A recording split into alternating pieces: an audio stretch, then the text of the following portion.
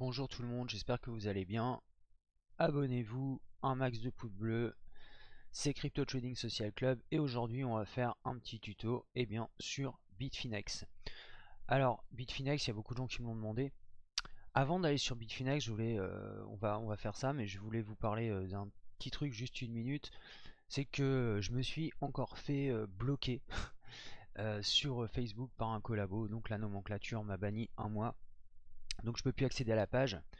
Et vu qu'on est en train de monter le groupe de call, les gars, venez. Là, donc j'ai fait un Facebook qui s'appelle Crypto Trading Social Club et un groupe. Donc tous ceux de la page et tous ceux qui sont intéressés, venez sur le groupe. Et ça va être mieux d'ailleurs le groupe parce que vous allez pouvoir interagir et mettre des news. Je voudrais remercier Blaze qui m'a fait cette jolie bannière qui est très cool et ce petit logo.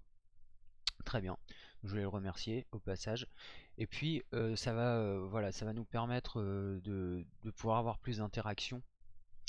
Pour le groupe de coaching trading, j'ai reçu des messages et les gars, je peux pas vous répondre vu que je suis bloqué sur Facebook. Donc renvoyez-moi ces messages à Crypto Trading Social Club.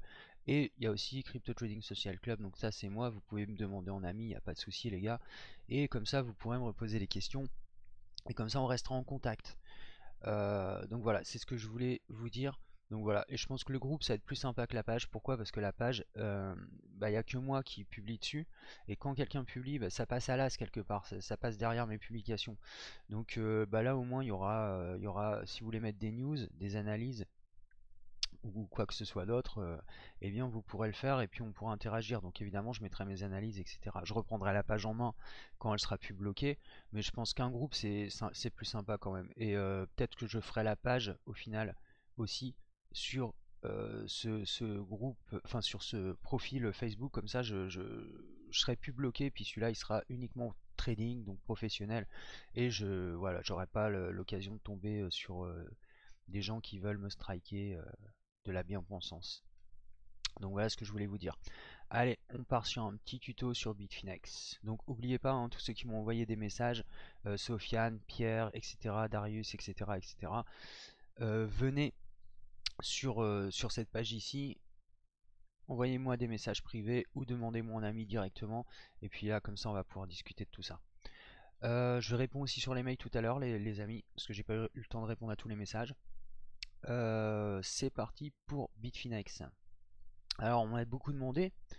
Bitfinex, vous allez voir, c'est une plateforme qui est professionnelle, qui est vraiment très très bien. Elle offre beaucoup d'avantages par rapport à la plupart. Alors, je sais qu'il y a toujours un débat Bitfinex, ah, mais nana, le Tether, etc. J'en ai rien à foutre de tout ça, c'est un excellent broker. Je pense que c'est le meilleur même d'ailleurs au niveau, que ça soit au niveau de l'interface, au niveau des services, etc. C'est vraiment super bien foutu.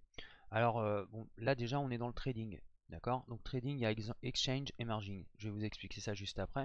Et il y a le funding, l'OTC aussi. Donc OTC c'est pour les très gros comptes au-dessus de 100 000 euros qui permettent de faire de la vente de gré à gré. Kraken le propose aussi. Alors Tokenex, je ne sais pas ce que c'est un truc qui vient d'être ajouté. Et donc le funding c'est quoi? Eh bien c'est mettre de l'argent pour financer le levier des autres. En gros, si tu vas mettre de l'argent là-dessus, moi je l'ai déjà fait il y a quelques années, ça m'avait rapporté, si je ne dis pas de bêtises, parce que c'est il y a quelques temps, donc je m'en souviens plus très bien, mais bon, c'était 15 ou 17%, je pense, sur une année quoi.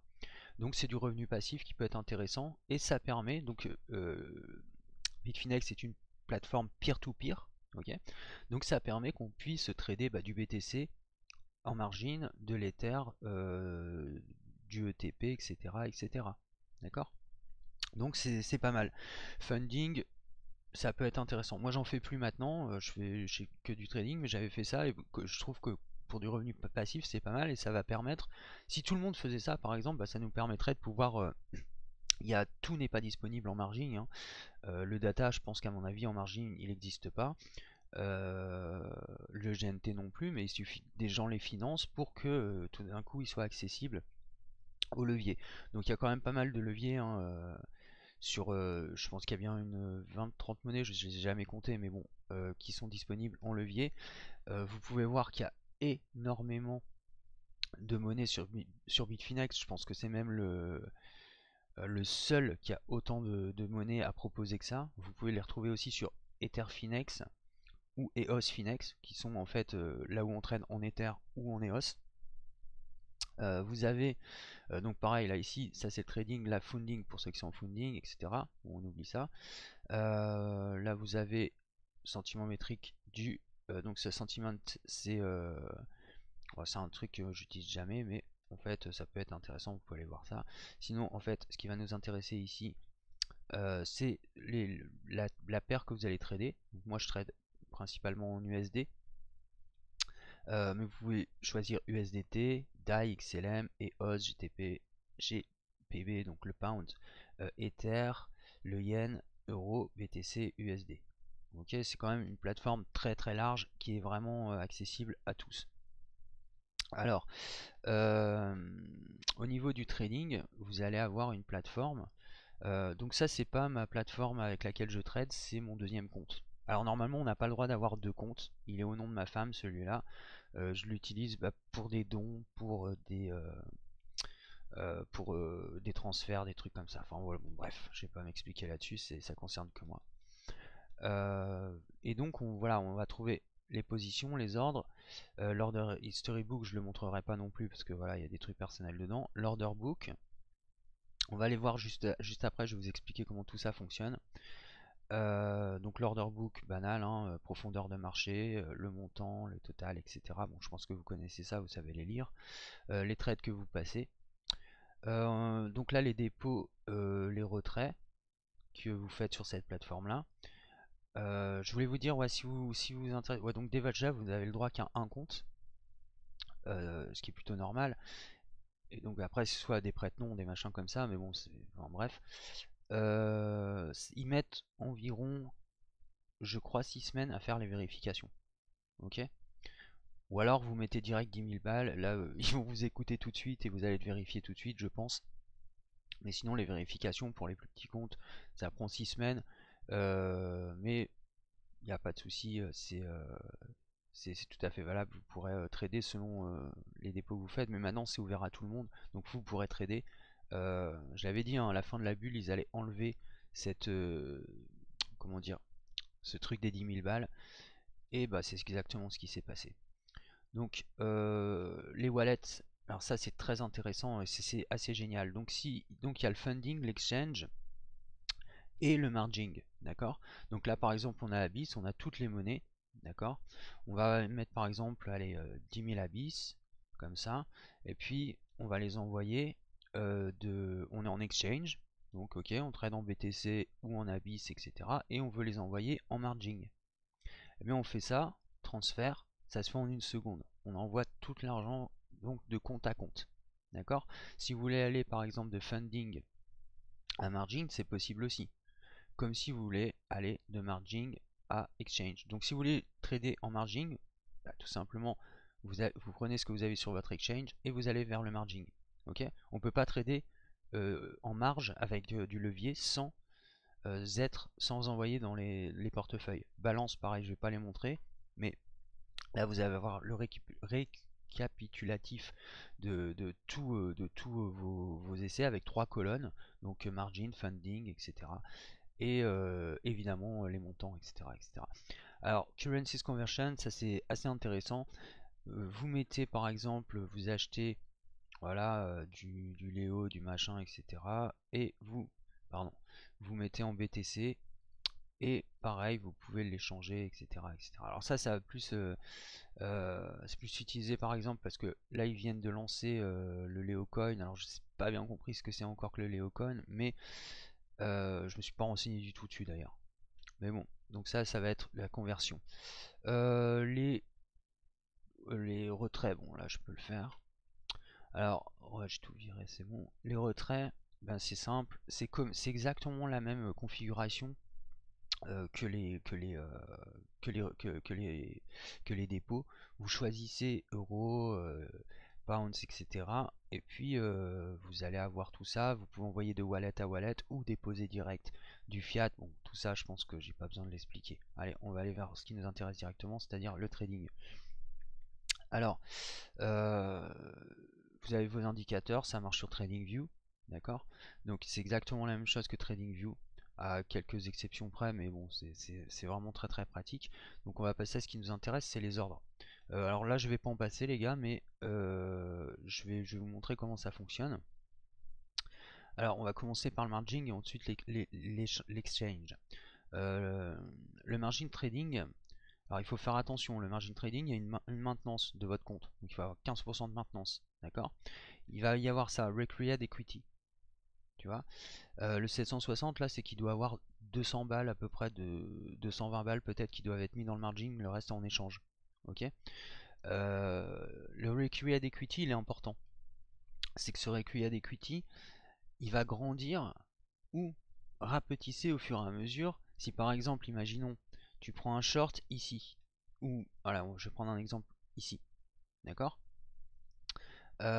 Plus tu vas t'éloigner du prix d'achat, donc tu es dans le vert, plus ton equity va baisser.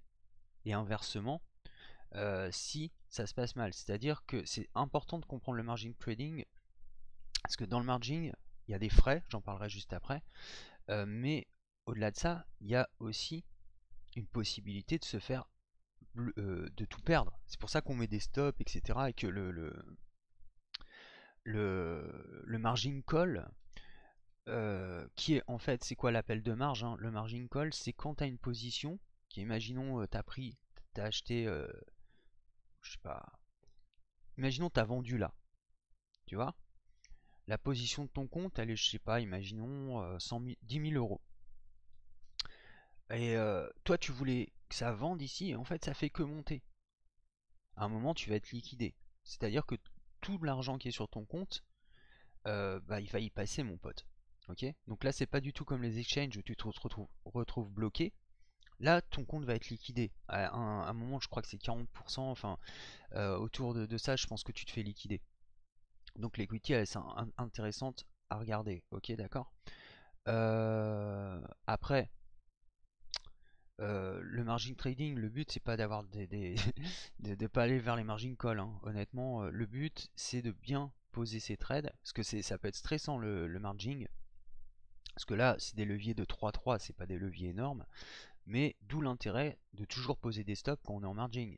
En exchange, des fois ça m'arrive de pas poser des stops, mais parce que je sais que voilà, je suis dans une bonne tendance et que j'ai pas envie de prendre le risque de me faire péter un stop à cause de la volatilité. Mais en margin, dis-toi, j'ai toujours des stops parce que on sait jamais quoi.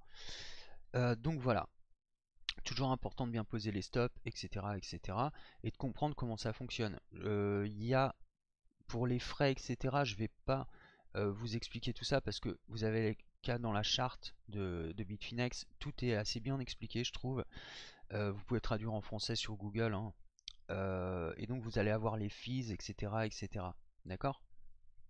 euh, Les fees se font toutes les 8 heures, si je dis pas de bêtises, sur Bitfinex. Parce qu'il faut bien comprendre que le funding, c'est-à-dire ceux qui financent, c'est un prêt qu'on t'accorde. Donc quand tu prends du margin, euh, c'est pratique le margin parce que par exemple, si tu as 10 000 balles, mais tu veux prendre plusieurs positions, des positions, imaginons à 6 000 ou peut-être une position à 30 000, pourquoi pas. Bon, je pense que c'est pas très intelligent de faire ça, il faut toujours garder un petit peu de cash à côté.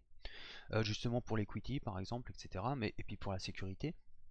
Mais par exemple, ouvrir une position, imaginons sur un compte à 10 000 euros, ouvrir une position qui va te coûter 1000, mais avec laquelle tu vas trader pour à 3 donc ça va faire environ 3009 si j'ai pas de conneries, et eh bien tu la prends avec levier et tu peux permettre de faire avec un autre 1000 balles une autre position euh, qui a plus de 3000 à 3 donc ça fait ouais ça 3009 et non 3006 et qui se pose voilà sur EOS, sur Ether et garder un petit peu de liquide à côté. Donc ça peut être très intéressant le margin. Il faut faire attention, c'est fait plutôt pour des traders qui savent déjà trader. J'en ai déjà parlé hein, du margin, mais toute la subtilité du truc, c'est que le margin n'est pas fait pour les débutants et en même temps, les débutants ont besoin de faire du margin parce qu'en général, ils n'ont pas des gros comptes. Donc ça peut être assez problématique. C'est comme ça que beaucoup de gens se font rect et connaissent le margin call. Moi, heureusement, je l'ai jamais connu. J'ai déjà eu un compte en forex, j'avais expliqué une fois en vidéo, qui s'était fait bien déglinguer, mais c'était tout au tout début, hein, je faisais des conneries, mais bon, ça arrive quoi. Le but c'est pas faire ça, donc le margin, on est toujours prudent, d'accord? Le but c'est gagner l'argent, pas d'en perdre. Margin, ça fait gagner beaucoup d'argent, c'est comme quand on est sur BitMEX, on peut prendre des leviers de 10, mais un levier de 10 c'est une variation, c'est-à-dire que si on a une variation d'1% avec un 3,3 comme sur Bitfinex, eh bien tu calcules 3 fois. Par exemple, si c'est une variation de 10%, donc 1%, ça te fait une variation de 10% sur ton compte. Mais 10% contre ta position, ça te fait une perte de 10%. Tu comprends à quel point ça peut être dangereux et pourquoi je vous dis qu'il ne faut pas utiliser des gros leviers, sauf cas exceptionnel, sauf quand on est vraiment sûr de ses positions, qu'on a vraiment une manière, ça je l'expliquerai dans les groupes, enfin pour le groupe de call, de coaching call, mais il y a des moments où on peut se permettre de prendre un levier important, mais c'est vraiment dans des tendances particulières. D'accord? Donc faites bien attention avec ça. Exchange, ça fonctionne de la même manière, sans levier. Donc là, vous pouvez laisser vos positions si tu veux acheter en hold. Imaginons tu achètes là, hop, tu peux mettre un stop si tu veux, mais en hold, moi je mets pas de stop par exemple. J'essaie juste de prendre le bon prix. Et, et puis tu laisses traîner. Ok, si tu fais des positions, tu viens poser tes stops et tout. Maintenant, on va parler des positions justement, parce que je pense que c'est ça qui va être le plus intéressant. Donc là on va se retrouver avec l'exchange, ok, le margin. Vous avez compris, hein, on passe en wallet, on envoie l'argent de l'exchange au margin pour pouvoir faire du margin call. Les ordres alors, il y a les ordres stop limit, market, stop. Alors ça c'est pour poser le stop loss. Stop limit, alors je vais vous expliquer ce que c'est. Le market c'est achat au marché, hein, ça c'est évident. Donc là vous allez acheter tout de suite. Ok, ça se fait de temps en temps. Tu payes un tout petit peu plus de frais il me semble. Pourquoi? Parce que en fait, mais c'est pas énorme. Quand tu t'es en limite, quand tu poses un ordre, tu vas rentrer dans l'order book. Ok, et donc à ce moment-là, eh bien, quand tu rentres dans l'order book, tu deviens un maker fees. Donc tu fais le marché. Ok, donc c'est pour ça que sur la plupart des plateformes, on paye moins cher quand on est un maker fees ou un taker fees. Donc taker c'est celui qui vend, celui qui prend et celui qui donne, hein, tout simplement. Donc celui qui vend et celui qui propose, celui qui achète, qui vend et qui achète. Donc là, order book, là c'est vos trades, donc enfin pas que vos trades, c'est les trades de tout le monde, mais quand vous passez un trade en limite, vous allez le voir ici, aussi ici si vous cherchez bien. Vous pouvez zoomer dessus, etc. Mais bon, je pense que j'ai pas besoin d'expliquer ça, hein, je pense que vous comprenez. Il y a des gens qui tradent à l'order book, moi je suis pas un grand fan. Je vais vous expliquer pourquoi, parce qu'il y a plusieurs formes de prise de profit. Je le surveille, hein, toujours, je regarde si là il y a plus de ventes que d'achats, etc. Donc là en l'occurrence vous voyez bien, c'est les ventes qui sont dominantes. Mais ce qui est intéressant, c'est qu'on va pouvoir poser des ordres OCO, hidden, post only. Ok, mais ça je vais y venir juste après. C'est OCO par exemple, hidden, tous les gens qui sont ce que vous appelez des baleines, etc., ils cachent leurs ordres.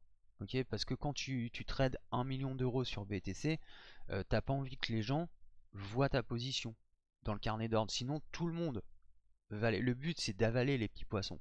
Ok, donc tu vas pas leur donner le signal que tu es là pour les manger. Ok, donc en fait, c'est pour ça que tu vois que les petits ordres. Tu peux regarder hein, les montants, un bitcoin, un machin, enfin c'est tout petit, 12, c'est que des petites positions quoi. 0,93, etc., etc. Enfin bon, bref. Et, euh, et du coup, bah, surtout que sur Bitfinex, c'est là où il y a les baleines, hein, clairement. Hmm. Donc c'est ici où ils iront. Alors on a les ordres limit, stop limit.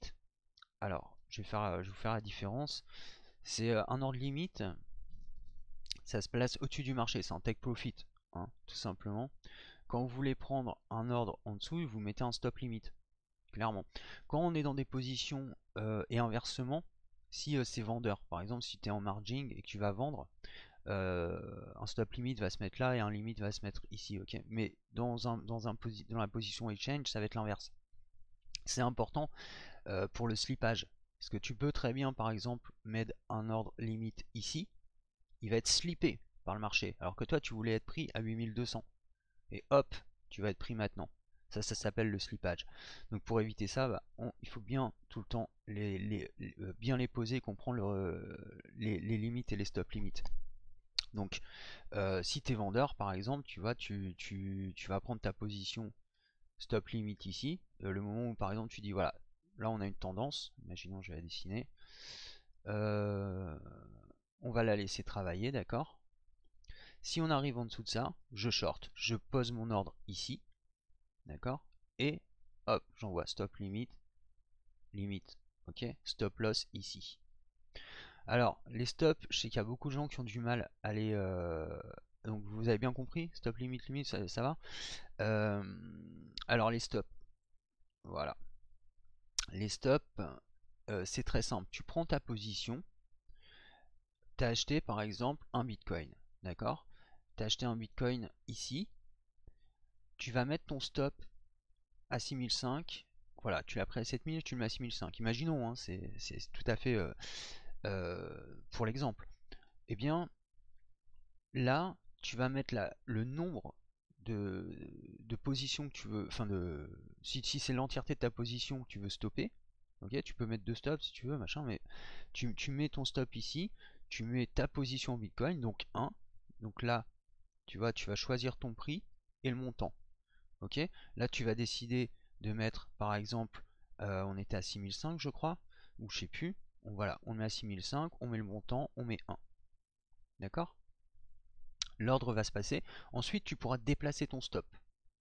Ce qui est très intéressant, c'est que tu vas avoir une... Je vais te prendre avec les alertes. Ah oui, j'ai oublié. Si vous voulez mettre des alertes, vous cherchez un prix qui vous intéresse dans l'order book et vous mettez ça. Ok. Vous allez voir, il y a une alerte qui vient ici. L'alerte, vous pouvez la bouger. Je vais prendre cet exemple pour, euh, comme si c'était un stop. D'accord. Quand vous avez votre stop, donc il y a 6005, et il va avoir ça sera juste marqué stop, et votre prise de position qui sera ici marquée avec le prix, etc. Enfin, comme sur tous les exchanges. Et le stop, évidemment, vous pourrez le bouger par la suite. D'accord. Pareil pour les ordres limite et stop limit.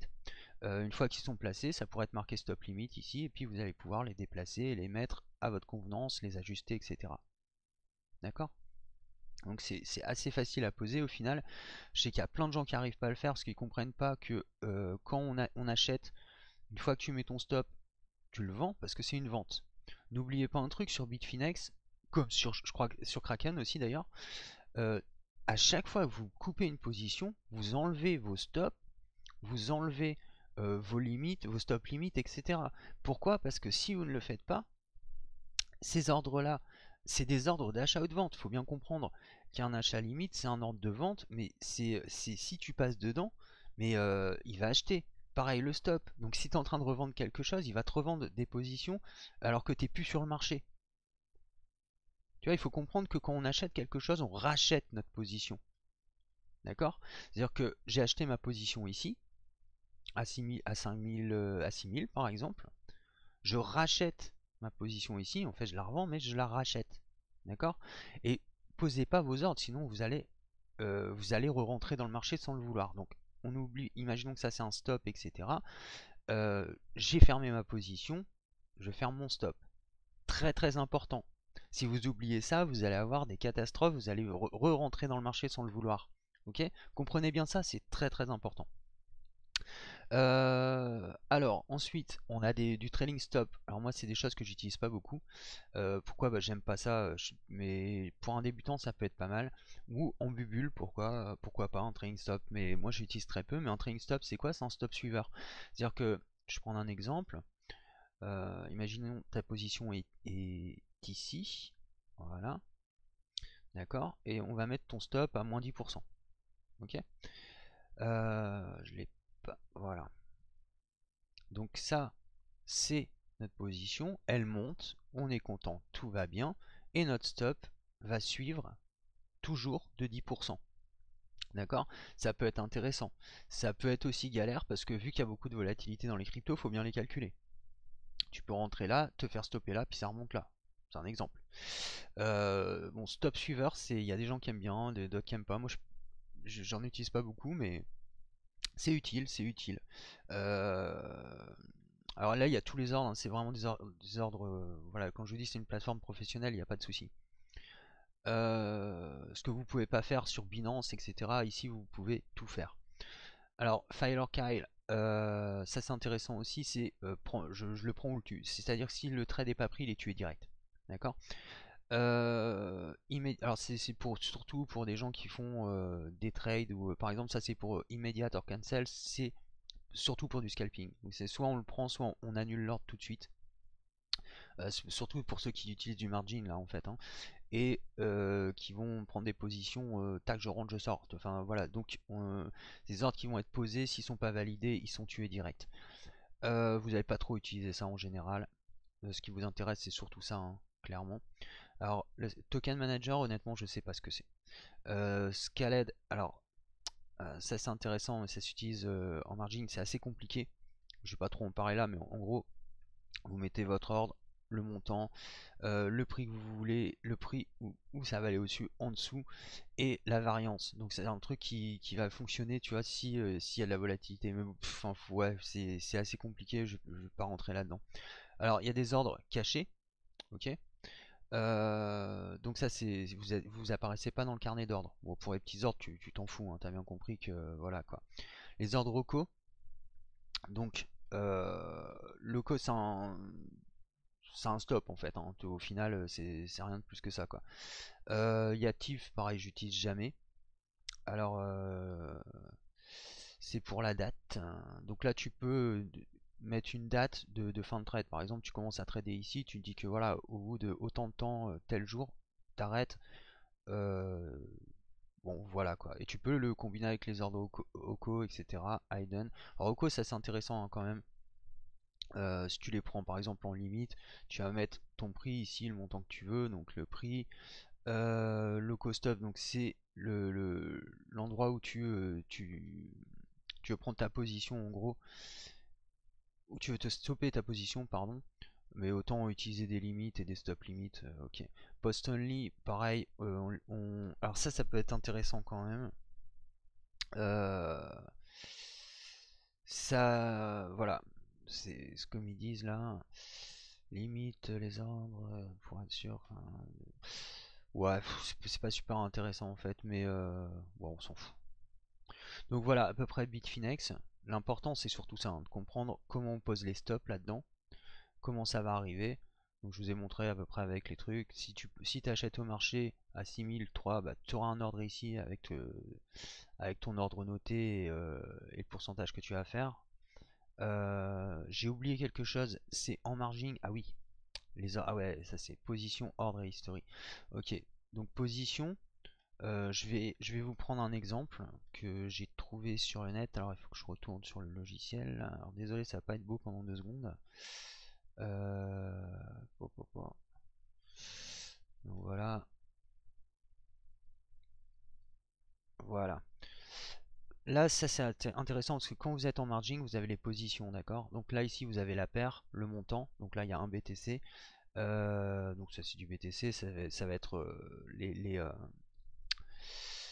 les monnaies, le prix de base d'achat, hein, ok, le prix de liquidation, toujours intéressant à surveiller aussi, le PL, donc ça c'est ce que vous gagnez, ok, et donc c'est le ROI, hein, en fait, ok, c'est le Profit and Loss. Là on voit que par exemple là lui il gagne 32, là il a moins 27 et moins 40, ok, et ça c'est le revenu sur investissement mais en pourcentage. Ok, donc là on est à 0, j'arrive pas bien à lire, mais 87, un truc comme ça. Le funding cost, c'est le prix que vous coûte cette position, et le funding type, c'est le type de fonds que vous allez prendre. Est-ce que vous allez payer en daily, etc. Bon, en général, on reste tous en daily. Quand on ferme une position, eh bien c'est simple, on la ferme ici, ok, ou on rachète notre position. C'est très important ça aussi. On rachète notre position, ça veut dire qu'on retourne ici, tu vois, ça c'est le reclaim en fait. Ok, réclamer sa position. Réclamer sa position, on se met là, on remet le nombre de positions si c'est une position à l'achat et on la vend. Si c'est une position à la vente, on la rachète. Ok? Comme ce que je vous ai expliqué sur les stops. On pose un stop, on rachète son stop. Donc, quand tu mets un stop, c'est exchange. Ok? Si tu es en longue, pour acheter ton stop, enfin pour mettre ton stop, tu vas taper sur sell. Ok? Et c'est pareil ici. Donc là, c'est reclaim. Ou sinon, tu fermes ta position en appuyant sur la petite barre, tout simplement. Bitfinex, c'est vraiment une plateforme super, moi je trouve. Les ordres, eh bien, tout simplement, les ordres vont rentrer ici. Le moment où ils sont exécutés, ils disparaissent et ils rentrent dans l'order history. Ok. Là, c'est des ordres margin, donc ils vont rester là. Ok. C'est des ordres actifs, mais les ordres exchange, ils vont rester. Si par exemple on met un exchange ici, vous allez pareil hein, avoir le type, la monnaie, hein, le CI, le prix, etc., etc., etc. D'accord. Donc c'est très très simple à utiliser au final Bitfinex. Je sais qu'il y a beaucoup de gens qui galèrent en général avec, mais bah faut pas parce que c'est vraiment une plateforme tranquille en fait quoi.